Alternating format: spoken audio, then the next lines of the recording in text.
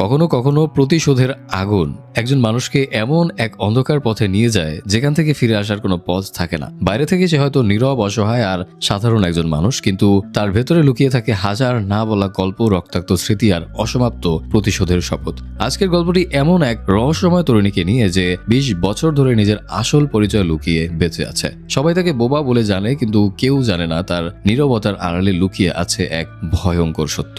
একদিকে ভালোবাসা, অন্যদিকে প্রতিশোধেই দুইয়ের টানা পড়ে নেয় তার জীবন ধীরে ধীরে পরিণত হয় মৃত্যুর এক খেলায়। হ্যালো সিনেমা লাভার্স, কেমন আছেন আপনারা? আমি আরাফাত আছি আপনাদের সাথে, আর চলে এসেছি 2026 সালে মুক্তিপ্রাপ্ত cinema baby do die do নিয়ে। তো চলুন কথা না বাড়িয়ে শুরু করা যাক আজকের মুভির এক্সপ্লেনেশন। সিনেমার শুরুতে আমরা দিদি এবং বেবি নামে দুইটা যমজ বোনকে দেখতে পাই। তারা একটা বড় হোটেলে ঘুরতে এসেছে। জীবনের প্রথমবার এত বড় এবং বিলাসবহুল একটা হোটেলে আসার আনন্দ তাদের চোখে মুখে। দুই বোন একে অন্যকে প্রাণ দিয়ে ভালোবাসে, একজন ছাড়া অন্যজন যেন অন্ধকার। সহজ কথায় তারা একে অপরের ছায়া। কিন্তু সমস্যা হচ্ছে, ছোট বোন বেবি কথা বলতে পারে না, সে বাক প্রতিবন্ধী। তাই দিদি সবসময় বেবিকে চোখে চোখে রাখে। বেবির পায়ে দিদি একটা নূপুর পরিয়ে দিয়েছে, যেন নূপুরের শব্দ শুনেই দিদি বুঝতে পারে বেবি তার পিছু পিছু আসছে। এমন সময় হোটেলের ভেতরে ঘুরতে ঘুরতে বেবি মেঝেতে রক্তের দাগ দেখে থমকে দাঁড়ায়। বেবিকে থেমে যেতে দেখে দিদিও দাঁড়িয়ে পড়ে। এরপর তারা সামনে একটা রুম দেখতে পায়, যেদিকের দরজায় রক্তের ছোপ লেগে আছে। দরজাটিতে একটা গুণন চিহ্ন দেয়া ছিল, যার অর্থ সেখানে সাধারণ মানুষের প্রবেশ নিষেধ। কিন্তু কৌতূহল আর ভয় মেশানো মন নিয়ে দুই বোন সেই রুমের দিকে ঢুকে পড়ে। ভেতরে ঢোকার পরে তারা যা দেখে তাতে তাদের রক্ত হিম হয়ে যায়। তারা দেখে মুখ বাঁধা অবস্থায় এক খুনি একজনকে নির্মমভাবে কুপিয়ে হত্যা করছে। এই ভয়ঙ্কর দৃশ্য দেখে দুই বোন প্রচন্ড ভয় পেয়ে যায়। তারা নিজেদের লুকিয়ে ফেলার আগেই খুনি তাদের দেখে ফেলে। এবার খুনির হাত থেকে বাঁচতে দুই বোন প্রাণপণ দৌড়াতে শুরু করে, কিন্তু পালাতে পালাতে এক সময় তারা দুজন আলাদা হয়ে যায়। দিদি যেখানে লুকিয়েছিল, খুনি সেখানে পৌঁছা যায় আর নির্মমভাবে দিদিকেও হত্যা করে ফেলে। বেবি চোখের সামনে তার প্রাণ প্রিয় বড় বোনকে চিরদিনের মতো হারিয়ে ফেলে। এই মর্মান্তিক দুর্ঘটনার পর বেবি যেন ভেতরে ভেতরে আরো পাথর হয়ে যায়। দেখতে দেখতে কেটে যায় দীর্ঘ 20 বছর। এই দীর্ঘ সময়েও বেবি তার বোনের খুনির কোনো সন্ধান পায়নি। এর মধ্যেই একদিন বেবিকে মুখ ঢাকা অবস্থায় হাতে ছাতা নিয়ে একটা নির্দিষ্ট এলাকার ভিতর যেতে দেখা যায়। পথের মধ্যে ভিক্ষুককে একজনের ছবি দেখিয়ে সে একটা ঠিকানা জেনে নেয় এবং তারপর উঠে পড়ে একটা লোকাল ট্রেনে বসে বেবি এক ব্যক্তির ছবি তোলে আর পাপা নামে একজনের কাছে পাঠিয়ে নিশ্চিত হওয়ার জন্য বার্তা পাঠায়। এই কি সেই লোক? ওপাশ থেকে পাপা উত্তর দেয়, হ্যাঁ নিশ্চিত হয়েছি। নিশ্চিত হয়েই বেবি লোকটির কাছাকাছি গিয়ে বসে। তখন লোকটিকে ফোনে কারোর সাথে সম্পত্তি নিয়ে কথা বলতে দেখা যায়। ফোন রেখে লোকটি আপন মনে মোবাইলে গেম খেলছিল। তার খেলা শেষ হওয়ার আগেই বেবি তাকে গুলি করে হত্যা করে। আসলে বেবি যে ছাতাটি নিয়ে ঘুরছিল সেটি কোনো সাধারণ ছাতা ছিল না, সেটি ছিল ছাতার ছদ্মবেশে তৈরি করা এক আধুনিক বন্দুক, যাতে একটা শব্দ নিরোধক যন্ত্র লাগানো ছিল। অর্থাৎ 20 বছর ধরে বোনের খুনিকে খুঁজতে খুঁজতে বেবি নিজেই এখন একজন পেশাদার ভাড়াটে খুনিতে পরিণত হয়েছে। লক্ষ্যবস্তু শেষ করে বেবি যখন বাস স্ট্যান্ডে এসে দাঁড়ায়, তখন দুই বখাটে ছেলে তাকে উত্ত্যক্ত করতে শুরু করে। বেবি তার ছাতা বন্দুক দিয়ে তাদের মারার প্রস্তুতি নিতেই সেখানে পুলিশের একটা গাড়ি এসে হাজির হয়। পুলিশ দেখে বেবি চুপ হয়ে যায়। সেই গাড়িতে ছিল নারী পুলিশ কর্মকর্তা আঞ্জুম খান। সে ওই দুই বখাটেকে নানা রকম ভয় দেখিয়ে সেখান থেকে তাড়িয়ে দেয়। এরপর সে বেবিকে জিজ্ঞেস করে তার নাম কি। বেবি প্রথমে ইশারায় বোঝায় যে সে কথা বলতে পারে না, তারপর ইঙ্গিতেই নিজের নাম বলে, বেবি। আঞ্জুম তাকে গাড়িতে লিফট দেওয়ার প্রস্তাব দিলে বেবি গাড়িতে ওঠে। এরপর বেবি তার আইডি কার্ড আঞ্জুমকে দেখালে আঞ্জুম দেখতে পায় বেবির পুরো নাম বেবি কার্ড। ঠিক তখনই বেবির ফোনে পাপা বার্তা পাঠিয়ে জিজ্ঞেস করে, কাজ কি শেষ? বেবি উত্তর দেয়, হ্যাঁ। এরপর বাবা জানতে চায় সে এখন কোথায় আছে। বেবি চালাকি করে পুলিশের গাড়ির একটা ছবি তুলে পাঠিয়ে দেয়, যা দেখে পাপা প্রচন্ড ভয় পেয়ে যায়। এর মধ্যেই বেবি তার বাড়ির কাছাকাছি চলে আসলে গাড়ি থেকে নেমে যায়। পাপা তৎক্ষণাৎ বেবিকে ভিডিও কল দেয়। পুলিশের গাড়িতে থাকার কথা শুনে সে এতটা আতঙ্কিত ছিল যে জিজ্ঞেস করে বসে বেবি ঠিক আছে কিনা। বেবি আশ্বস্ত করে যে সে একদম ঠিক আছে। তখন পাপা বলে, তাহলে আগামীকাল কার্যালয়ে দেখা হচ্ছে। বেবি ঘরে ফিরতেই তার অসুস্থ মা তার উপর প্রচন্ড চিৎকার ও রাগারাগি শুরু করে।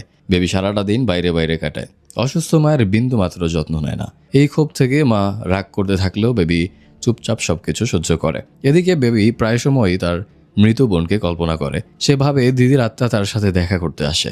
এই ভাবনা নিয়ে বেবি যখন ছাদে যায়, তখন পাশের ভবনে একটা কাপলের প্রেম দেখতে পায়, কিন্তু এসব পার্থিব বিষয়ে তার যেন কোনো আগ্রহই আসে না। পরের দিন বিভিন্ন খবরের কাগজে প্রধান সংবাদ হয়, স্থানীয় ট্রেনে এক সাধারণ মানুষের খুন হয়েছে এবং পুলিশ কোনো সন্দেহভাজন বা সূত্র খুঁজে পায়নি। গত 2 বছরের স্থানীয় ট্রেনে এই নিয়ে মোট 6টি হত্যাকাণ্ড হলো, কিন্তু পুলিশ এখনো পর্যন্ত কোনো খুনির হদিসই পায়নি।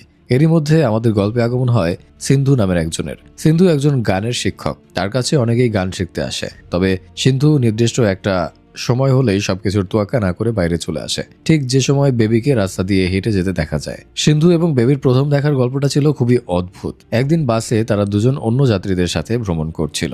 এক পকেট মার সিন্ধুর মানিব্যাগ পকেটস্থ করলে বেবি তা ধরে ফেলে এবং সিন্ধুকে ফিরিয়ে দেয়। এতে সিন্ধু বেবিকে ধন্যবাদ জানালেও বেবি কোনো প্রত্যুত্তর দেয় না। পরবর্তীতে সিন্ধু জানতে পারে বেবি আসলে কথাই বলতে পারে না। এরপর থেকে সিন্ধু অনেক দিন যাবৎ বেবিকে অনুসরণ করতে শুরু করে। ধীরে ধীরে দুজনের মধ্যে একটা সুন্দর বোঝাপড়া তৈরি হয়, তবে সেটাকে পুরোপুরি প্রেম বলা যাবে না, কারণ তাদের সম্পর্কের সবকিছুই ছিল নীরব। একদিন সিন্ধু বেবির অটোতে উঠে তার আসন্ন জন্মদিনের অনুষ্ঠানে বেবিকে উপস্থিত থাকার আমন্ত্রণ জানালে বেবি ইশারায় সম্মতি দেয় যে সে থাকবে। এবার সিন চেঞ্জ হয়ে আমাদের নিয়ে যাওয়া হয় পাপার দিকে। পাপা একটা আমন্ত্রণে লাকি ভবনে আসে, যেখানে আমাদের পরিচয় হয় নির্মাতা জাফরের সাথে। এই বিশাল ভবনটি জাফরেরই তৈরি, যা সে তার আদরের ভাই লাকির নামে নামকরণ করেছে। এই জাফরের সাথে পাপার বেশ ভালো খাতির। পাপা এসে লাকির খোঁজ করলে জাফর জানায় লাকি একটা কাজে বাইরে গেছে আর সে নিজেও একটু সভায় যাচ্ছে। সভা শেষ করেই ফিরছে। জাফর একটা নতুন প্রকল্পের কাজে এক ব্যবসায়ীর সাথে কথা বলতে আসলে সেই লোকটি প্রকল্পে রাজি হতে চায় না, কারণ সেখানকার পরিবেশ তেমন একটা ভালো নয়। ঠিক সেই মুহূর্তে জাফরের কাছে লাকির বারবার ফোন আসতে থাকে। জাফর ফোন না ধরলে লাকি জানায় সে নির্মাতা মিক্কি মুরজানির সাথে একটা ব্যবসায়িক চুক্তি করতে গিয়েছিল, কিন্তু মুরজানি তো রাজি হয় না। উল্টো লাকিকে ভীষণ অপমান করে তাড়িয়ে দেয়। লাকির মুখে এই অপমানের কথা শুনে জাফর ক্ষোভে ফেটে পড়ে। জাফর সরাসরি মুরজানিকে ফোন করলে পাশে থাকা মুরজানিনের স্ত্রী মঞ্জু বলে, প্রকল্পটা কিন্তু আমি ইতিমধ্যে অন্য কাউকে দিয়ে দিয়েছি, তাই আর কারোর সাথে কোনো কথা বাড়াবেন না। স্ত্রীর কথা শুনে মুরজানি পরপর 2বার জাফরের ফোন কেটে দেয়, যা জাফরের রাগ আরো বেশি বাড়িয়ে দেয়। তখন জাফরের সাথে প্রকল্পের ব্যাপারে কথা বলতে আসা ওই ব্যবসায়ী যখন চলে যেতে চায়, জাফর তার উপর চড়াও হয়। তার কলার ধরে দেয়ালে ঝুলানো এমন কিছু মানুষের ছবি দেখায় যাদের এই প্রকল্পের বিরোধিতার জন্য ইতিমধ্যেই মেরে ফেলা হয়েছে। এই প্রাণ নাশের হুমকি পেয়ে লোকটি ভয়ে কাজ করতে রাজি হয়ে যায়। এরপর জাফর বাবাকে বলে, আমার কাছে আমার ভাই লাকি অনেক বড় কিছু, তার জন্য এই ভবন বানিয়েছি। আমার ভাইকে মিক্কি মুরজানি অপমান করেছে, তাকে দুনিয়া থেকে সরিয়ে দিতে হবে। বাবা কিছুটা ইতস্তত করে বলে, আমরা তো ছোটখাটো কাজ করি, এত বড় প্রোফাইলের মানুষ কখনো মারিনি। জাফর উত্তর দেয়, কাজ তো কাজই। এরপর সে আগের কাজের বকেয়া টাকা মিটিয়ে দেয় এবং মুরজানিকে মারার জন্য মোটা অঙ্কের অগ্রিমও দিয়ে দেয়। এর মাধ্যমে পরিষ্কার হয়ে যায় যে শহরে যত সুপার কিলিং বা হত্যাকাণ্ডের চুক্তি হয় তার নেপথ্যে রয়েছে এই পাপা। পরের দিন বেবি পাপার কার্যালয়ে আসলে পাপা তাকে মিক্কি মুরজানি সম্পর্কে সমস্ত বিবরণ দেয়, কিন্তু যেহেতু বেবি কানেও শুনতে পায় না বা না শোনার ভান করে, তাই পাপার সহকারী মানু হাত দিয়ে ইশারায় বুঝিয়ে দেয় যে মিক্কি মুরজানি একজন বড় নির্মাতা। পাপা মুরজানির ছবি দিলে বেবি ইশারায় আশ্বস্ত করে যে কাজ হয়ে যাবে। এরপর তারা সবাই মিলে মুরজানিকে অনুসরণ করতে শুরু করে। অনুসরণ করে জানা যায় মুরজানির সাথে সবসময় সশস্ত্র দেহরক্ষী থাকে। সে কখনো কোনো স্থানীয় বা সাধারণ এলাকায় যায় না এবং সবসময় উচ্চপদস্থ লোকদের সাথেই মেলামেশা করে। তবে সহকারী মানু একটা গোপন তথ্য বের করে যে মুরজানির পুরুষদের প্রতি এক ধরনের দুর্বলতা বা লোভ আছে, তাই সে প্রায় সময় এমন এক ক্লাবে যায় যেখানে শুধু পুরুষদেরই প্রবেশাধিকার রয়েছে। এইসব নিয়ে যখন তারা তিনজন কার্যালয়ে আলোচনা করছিল, এরপর দৃশ্য চলে যায় সেই এক্সক্লুসিভ পুরুষ ক্লাবে যেখানে মুরজানি আসে। আর মুরজানিকে খতম করতে ছাতা বন্দুক নিয়ে সেখানে ছদ্মবেশে হাজির হয় মানু। একসময় শৌচাগারে মুরজানিকে একা পেয়ে মারার সুবর্ণ সুযোগ পায় মানু, কিন্তু ভয় বা স্নায়ুপথের কারণে সে মুরজানিকে মারতে পারে না। মুরজানি যখন বাড়ি ফেরার জন্য গাড়ি রাখার স্থানে আসে, তখন সেখানে এক বোরকা পরা মেয়েকে অচেতন অবস্থায় পড়ে থাকতে দেখে। সে তার দেহরক্ষীকে বলে দ্রুত পানি নিয়ে আসতে। দেহরক্ষী পানি খুঁজতে খুঁজতে কাকতালীয়ভাবে মানুর কাছে আসে। মানুর কাছে থেকে সে পানি নিয়ে দেহরক্ষী যখন গাড়ি রাখার স্থানে ফিরে আসে, তখন সে দেখে যে প্রধান মিক্কি মুরজানি রক্তাক্ত অবস্থায় মরে পড়ে আছে, আর সেই বোরকা পরা মেয়েটিও গায়েব। দূর থেকে এই হত্যাকাণ্ড দেখে মানু ভয়ে সেখান থেকে পালিয়ে যায়। আসলে ওই বোরকা পরা মেয়েটা আর কেউ নয়, স্বয়ং বেবি ছিল। বেবি নিখুঁতভাবে মুরজানিকে খুন করার জন্য বোরকাটি একটা নির্জন জায়গায় ফেলে দিয়ে সেখান থেকে কেটে পড়ে। এদিকে দেহরক্ষী তৎক্ষণাৎ মঞ্জারের স্ত্রী মঞ্জুকে ফোন করে জানায় প্রধান খুন হয়ে গেছেন। সেই রাতে বেবি ঘুমাতে পারে না। সে ছাদে এসে তার মৃত বোনের কথা ভাবতে থাকে। তখন দিদির আত্মা যেন বেবির মস্তিষ্কে এসে বলতে শুরু করে, আমার আসল খুনিকে তো তুই এখনো খুঁজে পাচ্ছিস না, অথচ একের পর এক মানুষকে হত্যা করেই যাচ্ছিস। এতে লাভটা কি হচ্ছে? এসব অন্ধকার পথ বাদ দিয়ে তুই নিজের মতো করে জীবনটা গুছিয়ে নে। বোনের এই কথায় প্রভাবিত হয়ে বেবি আবারও সেই পাশের ছাদের যুগলের প্রেম দেখতে থাকে। কিন্তু আজ যে সিন্ধুর জন্মদিনের অনুষ্ঠানে যাওয়ার কথা ছিল বেবির, সিন্ধু সবাইকে নিয়ে অনেকক্ষণ যাবৎ অধীর আগ্রহে অপেক্ষা করে, কিন্তু বেবি আসে না। শেষ পর্যন্ত গভীর অভিমানে সিন্ধু তার বন্ধুদের সাথে কেক কাটে। এরপর পুলিশ কর্মকর্তা আঞ্জুম খান তদন্তের জন্য আসে মঞ্জু মুরজানির কাছে। মঞ্জু আঞ্জুমকে স্পষ্ট ভাষায় বলে দেয়, আমাদের বিয়েটা চিরাচরিত নিয়মের মতো ছিল না। মুরজানি তার মতো চলতো, আমি আমার মতো, কিন্তু আমরা ভেতর থেকে একে অপরকে ভালোবাসতাম, আর তাকে কিনা এই নির্মাতা জাফর মেরে ফেললো। আপনি যা করার দ্রুত করুন। আঞ্জুম তাকে মনে করিয়ে দেয় যে জাফর অনেক প্রভাবশালী এবং রাজনৈতিক ক্ষমতা সম্পন্ন লোক, তাকে ধরা এতটা সহজ নয়। আগে মূল শুটারকে বা কিলারকে গ্রেফতার করতে হবে। মঞ্জু তখন এক ব্যাগ ভর্তি টাকা নিয়ে আঞ্জুমের দিকে এগিয়ে দিয়ে বলে কাজটা যেন অতি দ্রুত হয়ে যায়, অন্যথায় সে নিজেই আইন নিজের হাতে তুলে নেবে।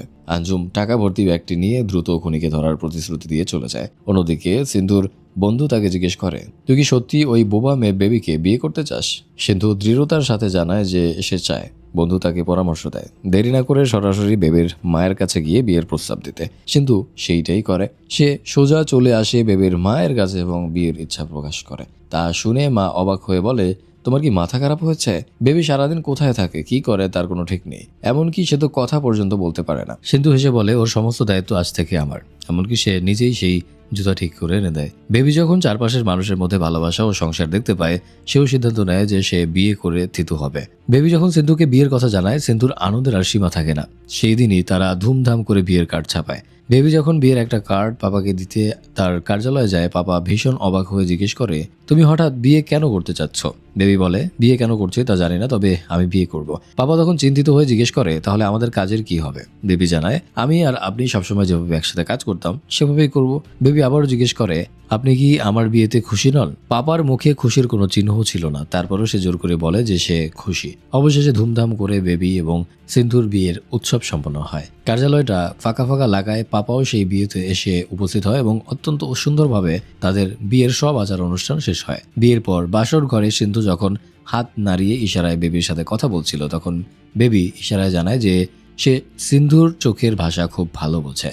সিন্ধু তখন নিজের অতীতের এক আবেগ ঘন গল্প শেয়ার করে। সে বলে, যখন সে প্রথম মুম্বাই শহরে এসেছিল তখন এত মানুষের ভিড়ে সে প্রায় হারিয়েই যেতে বসেছিল। পরবর্তীতে লাক্স নামে এক মুচির সাথে তার পরিচয় হয়। লাক্সই তাকে এই কঠিন শহরে বেঁচে থাকার এবং চলাফেরা করার পথ দেখায়। কিন্তু দুর্ভাগ্যবশত একদিন লাক্স এক সড়ক দুর্ঘটনায় মারা যায়। তারপর থেকে সিন্ধু বুঝতে পারে নিজের আপনজন হারানোর বেদনা কতটা যন্ত্রণাদায়ক। সিন্ধু বেবির হাত ধরে বলে, তোমার বোনকে হারানোর কষ্ট আমি মন থেকে উপলব্ধি করতে পারি। তোমাকে আমি কোনো দয়া বা করুণা করে বিয়ে করিনি বেবি, আমি তোমাকে সত্যি ভালোবাসি বলেই বিয়ে করেছি। এই আবেগঘন মুহূর্তের পর তারা কাছাকাছি আসতে চাইলেও বেবি এক অদ্ভুত মানসিক টানাপোড়েন থেকে সিন্ধুর আগেই ঘুমিয়ে পড়ে। অন্যদিকে পুলিশ কর্মকর্তা আঞ্জুম খান পুরুষ ক্লাবের সেই রাতের ক্লোজড সার্কিট ক্যামেরার দৃশ্য গভীরভাবে পরীক্ষা করতে গিয়ে একটা জুতা দেখে থমকে দাঁড়ায়। এই জুতোটি হুবহু সেই জুতার মতো যা সে বেবির সাথে প্রথম দেখা হওয়ার দিন বেবির পায়ে দেখেছিল। এদিকে মৌরির ফ্ল্যাটে অবৈধ অস্ত্র দেখে মানু ও পাপাকে ফোন করে ব্ল্যাকমেল করতে শুরু করে। সে হুমকি দেয় আগামীকালের মধ্যে তাকে 5 লাখ টাকা যদি না দেওয়া হয় সে এই অস্ত্রের গুদামের কথা পুলিশকে জানিয়ে দেবে। পাপা মূলত এ ধরনের বিপদের ভয়ই পাচ্ছিল। সে মানুকে ডেকে বলে, মৌরিকে চিরতরে স্তব্ধ করা ছাড়া আমাদের সামনে আর কোনো রাস্তাই নেই। পাপা বেবিকে অনেকবার ফোন করার চেষ্টা করে, কিন্তু বেবির ফোন তখন বন্ধ ছিল, কারণ বেবি ও সিন্ধু তখন ঘরের ভেতর একজোড়া পায়রা নিয়ে মেতে উঠেছিল এবং একসময় বেবির ফোনের চার্জ শেষ হয়ে যায়। বেবিকে না পেয়ে মানু বলে, ওকে এখন পাবেন না, বিয়ের পরের দিন মাত্র, এই কাজটা আমি নিজেই সামলে নিচ্ছি। মানুষ সরাসরি চলে আসে উচ্চ আদালত চত্বরে। সেখানে মৌরির মতোই দেখতে এক পিয়নকে মৌরি ভেবে ভুল করে সেই ছাতা বন্দুক দিয়ে গুলি করে মেরে ফেলে মানু। এর কিছুক্ষণ পর বেবি যখন নিজের ফোন চালু করে সে পাপা ও মানুর অসংখ্য মিসড কল দেখতে পায়। পাপার একটা বার্তাও ছিল যেখানে লেখা ছিল, জরুরি কল করো, ফ্ল্যাটের অস্ত্রের কথা মৌরি জেনে গেছে। বার্তাটি দেখা মাত্রই বেবি পাপাকে ফোন করে। পাপা অত্যন্ত আবেগপ্রবণ এবং আতঙ্কিত হয়ে উঠে বেবিকে জানায় একটা বড় সর্বনাশ হয়ে গেছে। মানু মৌরিকে মারতে গিয়ে ভুল করে অন্য এক নিরীহ মানুষকে মেরে ফেলেছে। পাপার কথা শেষ হতে না হতেই বেবিদের বাড়ির সামনে একটা জরুরি চিকিৎসার গাড়ি এসে দাঁড়ায়। বাইরের শোরগোল শুনে সিন্ধু নিচে ছুটে যায়। নিচে গিয়ে দেখে মানু ভুল করে যাকে মেরেছে সে আর কেউ নয়, সিন্ধুর সবচেয়ে ঘনিষ্ঠ বন্ধু ফাজুর বাবা, যিনি উচ্চ আদালতে পিয়নের কাজ করতেন। ফাজু তার বাবার লাশ জড়িয়ে ধরে কান্নায় ভেঙে পড়লে বেবি দূর থেকে এই দৃশ্য দেখে নিজের বোনের মৃত্যুর সেই ভয়ঙ্কর রাতের কথা মনে করে শিউরে কেঁদে ওঠে। নিষ্পাপ এক বৃদ্ধের এই পরিণতি বেবিকে ভেতরে ভেতরে নাড়িয়ে দেয়। এরপরে দৃশ্য চলে আসে পাপার কার্যালয়। সেখানে মানুর ফোনে মৌরির একটা কণ্ঠবার্তা আসে। মৌরি বলে, আজকে উচ্চ আদালতে একটা হত্যাকাণ্ড হয়েছে আর মৃত লোকটি দেখতে অবিকল, আমার মতো। কোনোভাবে তোমরা কি আমাকেই মারতে চেয়েছিলে? যাই হোক, ওসব কথা বাদ দাও, আমার 5 লাখ টাকা কালকের মধ্যেই চাই। এই কথাবার্তা শুনে বাবা নিশ্চিত হয় যে মৌরি এখনো বেঁচে আছে। সে বেবিকে ডেকে মৌরির ছবি দেয় এবং তাকে শেষ করার নির্দেশ দেয়। বেবিও এবার এই ঝামেলা মেটাতে এক পায়ে রাজি হয়ে যায়, কারণ ছোটবেলায় বোন মারা যাওয়ার পর এই পাপাই তাকে আশ্রয় দিয়ে আগলে রেখেছিল। এদিকে সিন্ধু ও ফাজু পুলিশের কাছে যায় ফাজুর বাবার খুনিকে শনাক্ত করার জন্য। ফাজু খুবই ফেটে পড়ে এবং এক স্থানীয় ডনের কাছ থেকে একটা পিস্তল জোগাড় করে খুনিকে নিজে মারার জন্য। বেবি এটা দেখতে পেয়ে ফাজুর হাত থেকে পিস্তলটি কেড়ে নেয় এবং তাকে শান্ত করে ফাজুদের বাসায় নিয়ে আসে। সিন্ধু তখন বেবিকে জানায় যে তারা খুব শীঘ্রই একটা নতুন ফ্ল্যাটে স্থানান্তরিত হচ্ছে। পরদিন বেবি মৌরিকে অনুসরণ করে একটা নির্মাণাধীন ভবনে নিয়ে আসে। বেবি দূর থেকে দূরপাল্লার রাইফেল দিয়ে মৌরিকে নিশানা করার জন্য অবস্থান নেয়। দূরবীক্ষণ যন্ত্র দিয়ে লক্ষ্যবস্তু নির্ধারণ করার সময় সে দেখে মৌরি সেখানে দাঁড়িয়ে এক যুবকের সাথে কথা বলছে। বেবি আর দেরি না করে ট্রিগার চেপে দেয়। গুলিটি সরাসরি মৌরির মাথায় লাগে এবং সে ঘটনাস্থলেই মারা যায়। কিন্তু ঠিক তখনই দূরপাল্লার রাইফেলের কাছ দিয়ে বেবি যা দেখে তাতে তার পায়ের তলার মাটি সরে যায়।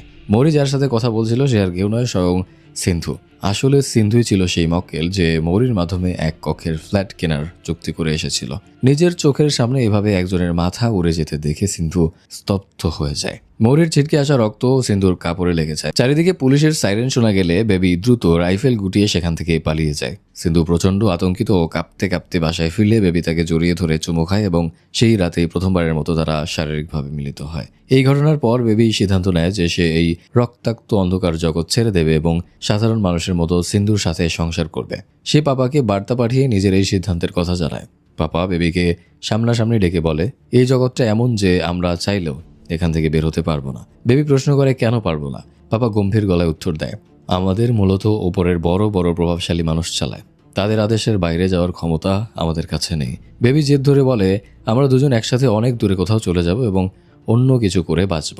ঠিক সেই মুহূর্তে জাফরের কাছ থেকে পাপার ফোনে বারবার কল আসছিল, কিন্তু পাপা তা গ্রহণ না করে বেবিকে বোঝাতে থাকে, আমাদের এখানে শুধু আগমনী পথ আছে বেবি, বের হওয়ার কোনো রাস্তা নেই। বেবি এবার কেঁদে ফেলে বলে, আমি প্রতিদিন আমার মৃত বোনকে দেখি, আমার বোন আমার সাথে কথা বলে, সে বারবার জানতে চায় আমি তার খুনিকে শাস্তি দিয়েছি কিনা। বেবির এই মানসিক অবস্থা দেখে পাপা কিছুটা নরম হয় এবং বলে, ঠিক আছে, তুই এই কাজটা ছেড়ে দে, এরপর যত ঝড় আসবে তা আমি একা সামলাবো, তুই তো আমার মেয়ের মতো। ঠিক তখনই সিন্ধু বেবিকে বার্তা পাঠিয়ে জানতে চায় যে কোথায় আছে। বেবি চোখের জল মুছে হাসি মুখে উত্তর দেয় যে সে এখনই আসছে। সিন্ধু আজকে ভীষণ খুশি ছিল, কারণ তারা অবশেষে তাদের নতুন ফ্ল্যাটে স্থানান্তরিত হতে পেরেছে। খুশি মনে সে ঘরের মধ্যে রাখা বেবির ছাতাটি নিয়ে খেলছিল। খেলতে খেলতে হঠাৎই সে ছাতার হাতলে একটা গোপন ট্রিগার বা বোতাম দেখতে পায়। কৌতূহলের বশে সিন্ধু সেই ট্রিগারটি চাপতেই ছাতার অগ্রভাগ থেকে একটা শব্দহীন বুলেট বের হয়ে ঘরের ভেতরে খাঁচায় থাকা কবুতরটির বুকে লাগে এবং কবুতরটা তাৎক্ষণিক মারা যায়। এই এক মুহূর্তের ঘটনায় সিন্ধুর সামনে বেবির আসল রূপ এবং বিগত দিনের সমস্ত রহস্য পরিষ্কার হয়ে যায়। সে বুঝতে পারে তার স্ত্রী কোনো সাধারণ মেয়ে না, সে একজন পেশাদার খুনি। এনিওয়েজ, এই সত্য জানতে পেরে সিন্ধু পাথরের মতো স্তব্ধ হয়ে যায়। ঠিক তখনই তাদের দরজায় শব্দ হয়। সিন্ধু দরজা খুলতে দেখে সামনে দাঁড়িয়ে আছেন নারী পুলিশ কর্মকর্তা আঞ্জুম খান। আঞ্জুম সোজা ভেতরে ঢুকে বেবির খোঁজ করে। সিন্ধু নিজেকে সামনে নিয়ে বলে যে বেবি ঘরে নেই এবং সে কোথায় গেছে তাও সে জানে না। সিন্ধু জিজ্ঞেস করে তারা বেবিকে কেন খুঁজছে।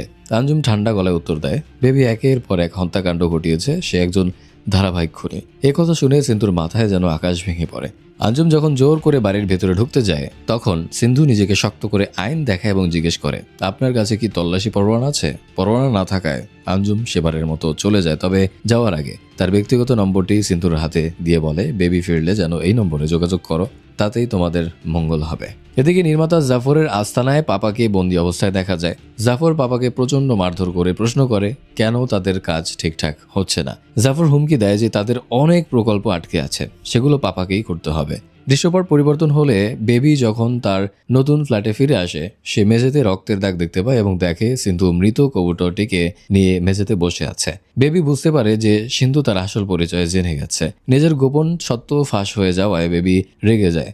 সিন্ধুও তার উপর চিৎকার করতে শুরু করে। এক পর্যায়ে তীব্র ক্ষোভ এবং অভিমানে সিন্ধু বাড়ি থেকে বের হয়ে যায়। বেবি যখন ফাঁকা বাসায় একা আবেগপ্রবণ হয়ে বসেছিল তখন পাপার ফোন থেকে একটা ভিডিও কল আসে। বেবি কল রিসিভ করতেই ওপাশে পাপার পরিবর্তে জাফরের ভাই লাকিকে দেখতে পায়। লাকি বেবিকে দেখে উপহাসের সুরে বলে, ওহ, তাহলে তুমি সেই বিখ্যাত ভাড়াটে খুনি। যাই হোক, তোমার পাপা এখন আমাদের কবজায় আছে। তাকে যদি জ্যান্ত ফেরত চাও তবে আমি একটা ছবি পাঠাচ্ছি, আজ রাতের মধ্যেই তাকে শেষ করো। লাকি যে ছবিটা পাঠায় সেটি ছিল সেই ব্যবসায়ী বাম্বানির। যার সাথে জাফরের প্রকল্প নিয়ে তর্ক হয়েছিল। পাপাকে বাঁচাতে বেবি আর কোনো উপায় না দেখে রাতেই রাইফেল আর ছাতা বন্দুক নিয়ে বাম্বানির ফ্ল্যাটের উদ্দেশ্যে বেরিয়ে পড়ে। এদিকে বেবির হঠাৎ এভাবে মাঝ রাতে বাইরে যাওয়াটা দূর থেকে ফাজু লক্ষ্য করে এবং সেও বেবির পিছু নেয়। বেবি যখন বাম্বানির ফ্ল্যাটে পৌঁছায় সে বুঝতে পারে এটি আসলে একটা ফাঁদ ছিল।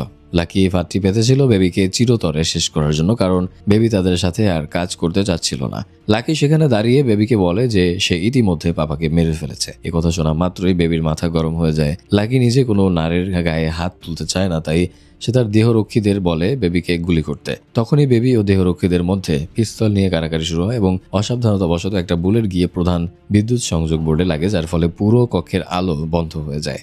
ঘুটঘুটে অন্ধকারের সুযোগ নিয়ে বেবি তার নিখুঁত অ্যাকশনে লাকি এবং তার দেহরক্ষী দুজনকেই খতম করে দেয়। লাকি যখন মরছিল ঠিক তখন জাফরের ফোন আসছিল লাকির মোবাইলে, কিন্তু লাকি আর তা গ্রহণ করতে পারে না। ফোনের পর্দায় জাফরের নাম দেখে বেবি লাকির লাশ সেখানে ফেলে দ্রুত চলে যায়। গোলাগুলির আওয়াজ শুনে ব্যবসায়ী বাম্বানি যখন কক্ষে আসে সে লাকি ও তার দেহরক্ষীর লাশ এবং সেখানে লুকিয়ে থাকা ফাজুকে দেখতে পায়। বাম্বানি ফাজুকে দেখে হাত জোর করে বলে যে এই খুনের সাথে সে জড়িত নয়। ফাজু বুঝতে পারে যে এই নিখুঁত মার্ডারগুলো আসলে বেবিই করেছে।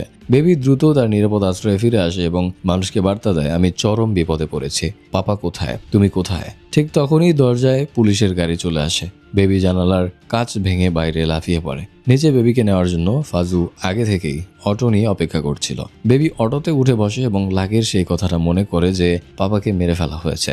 এই ভাবনায় তার চোখ দিয়ে জল গড়িয়ে পড়ে। ফাজু বেবিকে নিয়ে একটা নিরাপদ গোপন আস্তানে আসে, যেখানে সিন্ধুও আগে থেকেই উপস্থিত ছিল।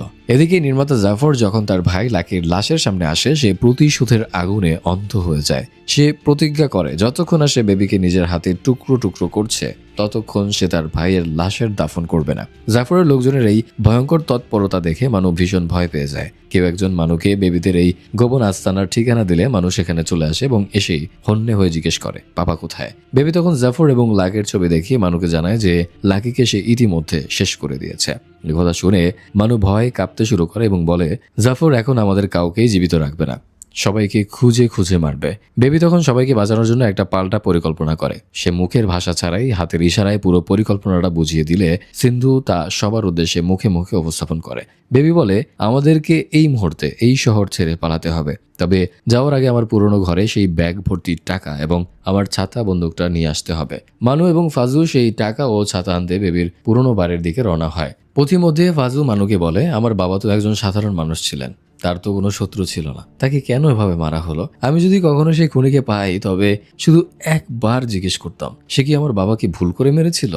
ফাজুরের সরল ও যন্ত্রণাদায়ক কথা শুনে মানু ভেতরে ভেতরে অপরাধ বোধে ভেঙে পড়ে এবং চুপ হয়ে যায়, কারণ সেই ভুলটা তো আসলে সেই করেছিল। শেষমেশ তারা টাকা ও ছাতা নিয়ে গোপন আস্তানায় ফিরে আসে। সেই রাতে বেবি সিন্ধুর হাতে একটা চিরকুট গুজে দেয়, যেখানে লেখা ছিল তুমি ফাজু আর মানুকে নিয়ে এই শহর ছেড়ে দূরে কোথাও চলে যাও। আমি আমার শেষ কাজটা অর্থাৎ জাফরকে মেরে শেষ করে খুব শীঘ্রই তোমাদের সাথে যোগ দিব। সিন্ধু চিরকুটটা পড়া মাত্রই রাগে এবং ভালোবাসার টানে সেটি কুচি কুচি করে ছিঁড়ে ফেলে এবং জানায় সে বেবিকে একা ফেলে কোথাও যাবে না। পরের দিন সকালে বেবি ও সিন্ধু যখন রেলওয়ে স্টেশনে ট্রেনের টিকিট কাটতে যায় তখন জাফর তার বিশাল বাহিনী নিয়ে কেমন করে যেন তাদের বর্তমান লোকেশনে পৌঁছে যায়। সম্ভবত মানুর মোবাইল ট্র্যাক করেই তারা সেখানে এসেছে। জাফরকে দেখা মাত্রই মানু ভয়ে জমে যায়। জাফর সেখানে এসে উপহাস করে বলে একসময় এরকম নোংরা বস্তিতে আমি আর আমার ভাই লাকি থাকতাম, কিন্তু লাকির এই জায়গাগুলো একদম পছন্দ হতো না।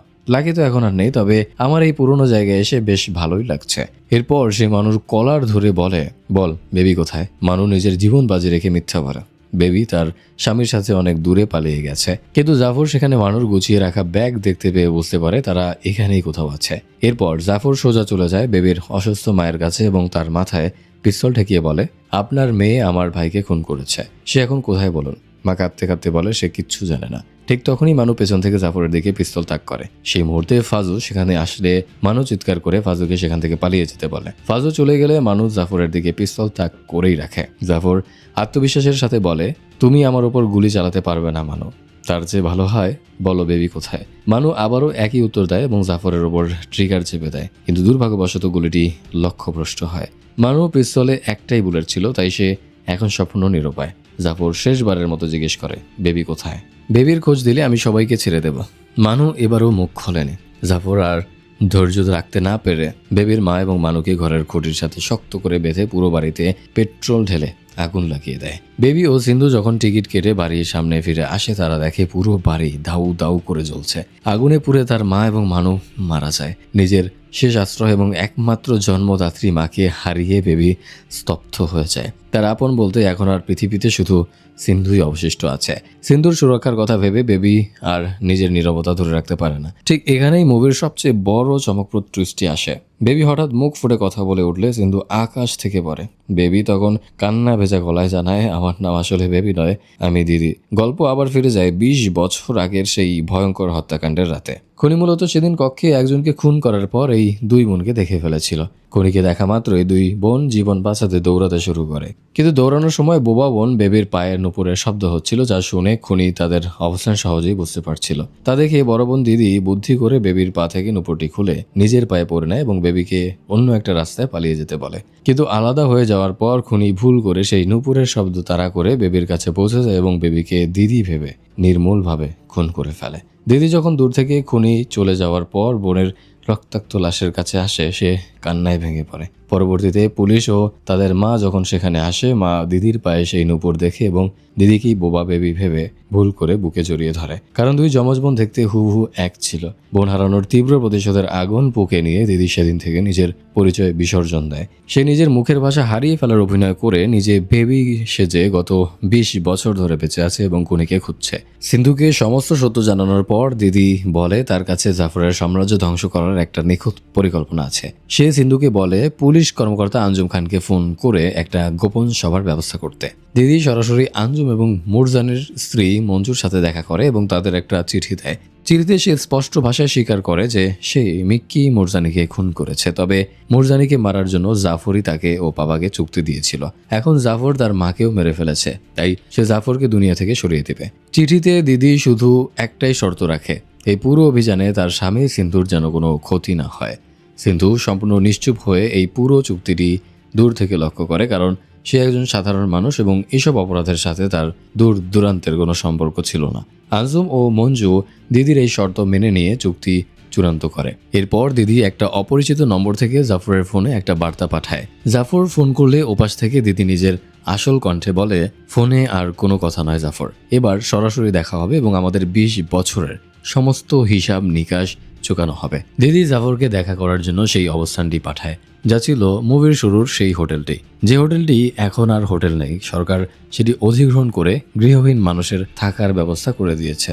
জাফর তার বিশাল বাহিনী নিয়ে সেখানে পৌঁছানোর পর এত সাধারণ মানুষের ভিড় দেখে বুঝতে পারে এটা একটা ফাঁদ। দিদি জাফরের জন্য হোটেলের ভেতরে একটা গোলক ধাঁধার মতো পথ তৈরি করে রেখেছিল। জাফর সেই পথ ধরে যত এগোতে থাকে, দিদি আড়াল থেকে এক এক করে জাফরের দেহরক্ষী ও লক্ষ্যভেদীদের খতম করতে থাকে। সেখানে শুধু দিদি একাই ছিল না, আঞ্জুমের পুলিশ বাহিনী এবং মুরজানির সেই বিশ্বস্ত দেহরক্ষীও জাফরের লোকদের ওপর চারিদিক থেকে আক্রমণ চালায়। আঞ্জুম হোটেলের বাইরে গাড়িতে বসে দূরভাষ যন্ত্রের মাধ্যমে ভেতরের সমস্ত সরাসরি খবরাখবর পাচ্ছিল। নকশা অনুযায়ী জাফর একসময় হোটেলের একদম শেষ প্রান্তে অর্থাৎ ছাদের ওপর উঠে আসে। সেখানে দিদি আগে থেকেই ছাতা বন্দুক হাতে জাফরের জন্য অপেক্ষা করছিল, কিন্তু জাফরকে সামনাসামনি দেখা মাত্রই দিদি চমকে ওঠে এবং তার চোখ ক্রোধে লাল হয়ে যায়। সে দেখে জাফরের ডান দিকের একটা কান নেই। তখনই 20 বছর আগের আর একটা অতীত দৃশ্য দেখানো হয়। সেই রাতে খনি যখন দুই বোনের উপর আক্রমণ করেছিল, তখন বোবা বেবি মরার আগে আত্মরক্ষার্থে খনির উপর ঝাঁপিয়ে পড়েছিল এবং একটা কাচের ভাঙা টুকরো দিয়ে খনির কানে প্রচন্ড আঘাত করেছিল, যার ফলে খনির একটা কান ছিঁড়ে মাটিতে পড়ে গিয়েছিল। বর্তমানে জাফরের সেই কাটা কান দেখে দিদি নিশ্চিত হয়ে যায় যে এই জাফরে 20 বছর আগের সেই খনি যে তার বোনকে মেরেছিল এবং আজ সেই তার মাকেও কেড়ে নিয়েছে। দিদি জাফরের উপর ঝাঁপিয়ে পড়লেও জাফরের শারীরিক শক্তির কাছে সে পেরে ওঠে না। জাফর দিদিকে প্রচন্ড মারধর করে মেঝেতে ফেলে দেয়, যার ফলে দিদি জ্ঞান হারিয়ে ফেলে। জাফর পকেট থেকে পিস্তল বের করে দিদির মাথায় তাক করে গুলি করতে যাবে, ঠিক তখনই চারিদিকে সমস্ত ভয়কে জয় করে সিন্ধু পেছন থেকে জাফরের ওপর ঝাঁপিয়ে পড়ে। সিন্ধু এবং জাফরের মধ্যে ছাদে এক মারাত্মক লড়াই শুরু হয়। সিন্ধুকে জাফরের হাতে মার খেতে দেখে দিদির ভেতরের সিংহের মতো শক্তি জেগে ওঠে এবং সে আবার উঠে দাঁড়ায়। সে ছাতা বন্দুকটি তুলে নিয়ে জাফরের দুই পায়ে বরাবর দুটি গুলি করে তাকে মাটিতে ফেলে দেয়। এরপর সে ইচ্ছে মতো লাঠি ও লোহার রড দিয়ে পিটিয়ে জাফরকে মেরেই ফেলে। এভাবেই দীর্ঘ 20 বছর পর দিদি তার বোনের এবং মায়ের হত্যার চূড়ান্ত বদলা নেয়। জাফর মারা যাওয়ার ঠিক পরপরই জাফরের পড়ে থাকা মোবাইলে একটা ফোন আসে। পর্দায় পাপা নাম দেখে দিদি অবাক হয়ে ফোনটা রিসিভ করে। ওপাশ থেকে পাপা একটা কণ্ঠবার্তা পাঠায়, যা শুনে দিদির আকাশ থেকে পড়ার মতো অবস্থা হয়। কণ্ঠবার্তায় পাপা জাফরকে বলছিল জাফর বেবিকে যেন বেশি কষ্ট না দিয়ে এক গুলিতে মেরে ফেলা হয়। অর্থাৎ পাপা নিজেই বেবিকে মারার জন্য জাফরকে ভাড়া করেছিল।